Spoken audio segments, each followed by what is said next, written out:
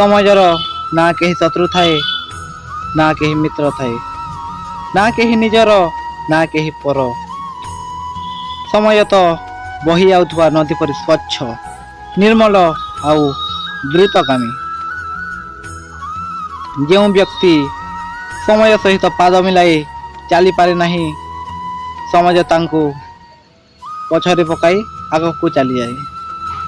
तेणुक तो कथारे अच्छी समय क्या भी अपेक्षा करे नहीं आउ समय सबुठार बलवान अटे।